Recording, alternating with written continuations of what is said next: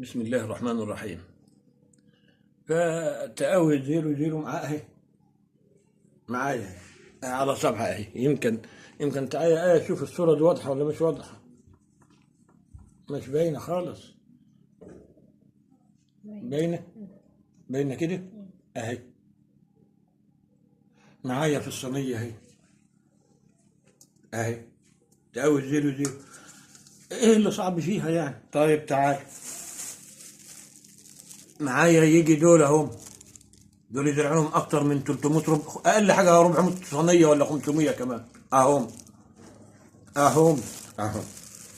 هتقولوا برضو ما فيش نتيجه؟ انا يعني اعمل اهو، اهو تقوى اهي على ايدي اهي، جبتها من الكيس اهو اهي اهي اهي تنزل أهي. شايفينها؟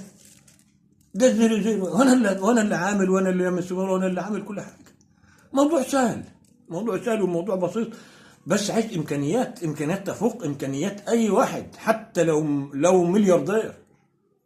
لازم الدوله تتبنى الموضوع، والدوله تصرف، والتقوى محطوطه في حفظ ونظام، يعني معاها ماده حافظه واحده واثنين كمان، بحيث تفضل معايا فتره طويله. واخدين بالكم؟ فطبعا زرعتها في الاصاري، والآثار هتشوفوها، والنباتات هتشوفوها، ورجعت زرعتها في صواني وهتشوفوها برضه، هتشوفوا كل حاجة. وأنا مسكت يعني المنشور اللي فات، فيه منشور موجود تقريبا، أنا بعت منشور برضه لقناة الجدعان، نشوف يمكن ما أمكنش خلاص أنتوا اعملوا، وأنا موجود معاكم.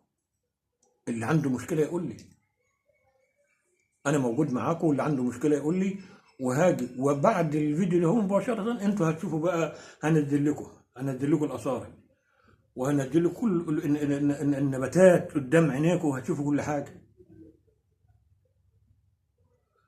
بنيجي بعد ما بناخد تقاول الاجنه، بعد ما بنزرع تقاول الاجنه ناخدها من 00، بندخل على جي 1 جي الاول.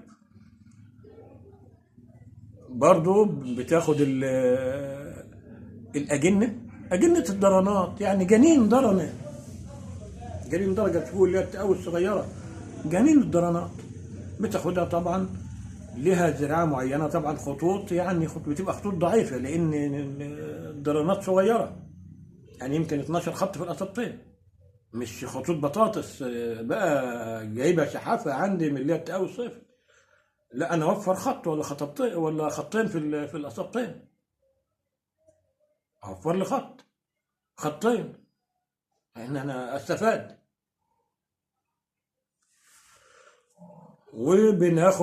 بندخل على الميني تيوبر، برضه بتزرع الميني تيوبر، تاخد منه التقاوي الصيفي اللي انتوا هتزرعوها بقى في العروة الصيفية. وعلى فكرة كان بينضحك علينا جامد جدا لما تشوفوا النباتات في الصواني وفي الصوب، بطاطس نازلة. شوف تخيلوا جنين قد لسه طالع من حبايه، على فكره هي اقل من حبايه سن، انا ماسك في ايدي كده اكتر من 200 حبايه اهي، انا ماسك وضاغطه اهم اهم.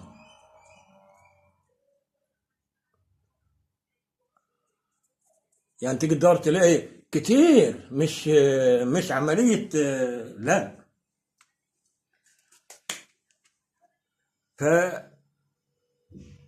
فامور بسيطه، بس انا نفسي الصور اللي بتتحط بصوا فيها كويس، وبصوا في تواريخها، وشوفوا النظام فين. حتى التصوير، يعني غالبية التصوير بيتهيألي معظمه في بيتي، يعني ما كانش إلا مرة ما رحت الصوب مسكت فيه، حصل مشادة بيني وبين الجماعة اللي كانوا في الصوب، لأن لقيتهم بياكلوا الجذور، الألسن نازلة من النباتات ببطاطس في الهواء.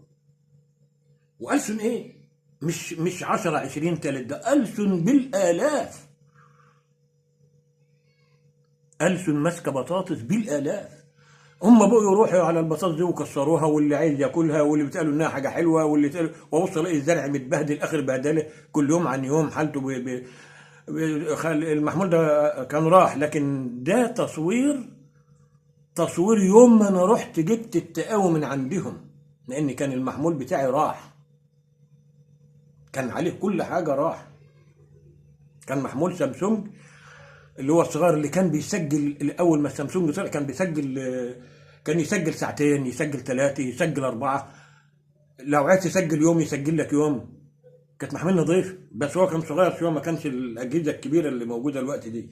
كان محمول يعني صغير، كان يا دوبك يطلع قد كده.